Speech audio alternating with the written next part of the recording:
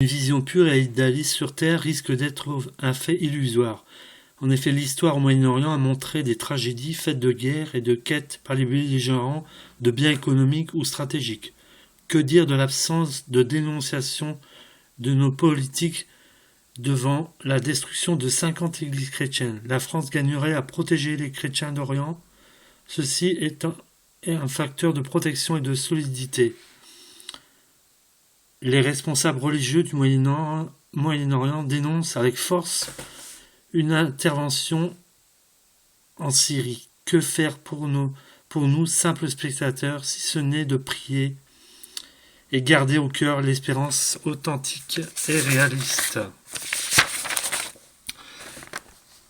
L'évêque copte orthodoxe de Cuisa et Mer observe que les frères musulmans désirent un État islamique à partir de l'Égypte qui s'étendrait ainsi dans toute la région.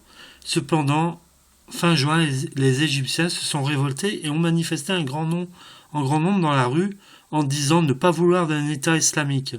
Le gouvernement en place faisant croire qu'il était en accord avec le peuple, cela étant un mensonge. Les violences faites aux chrétiens sont, d'après l'évêque de Cuisa, de deux logiques. Primo, les violences faites aux chrétiens comportent divers mots comme la menace, la peur et le terrorisme. Secondo, les belligérants islamiques veulent introduire toujours plus de désespoir pour éviter qu'une politique vraie se mette en place.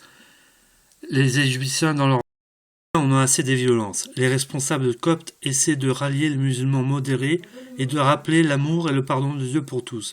La justice étant de rigueur pour mettre en lumière les différentes responsabilités.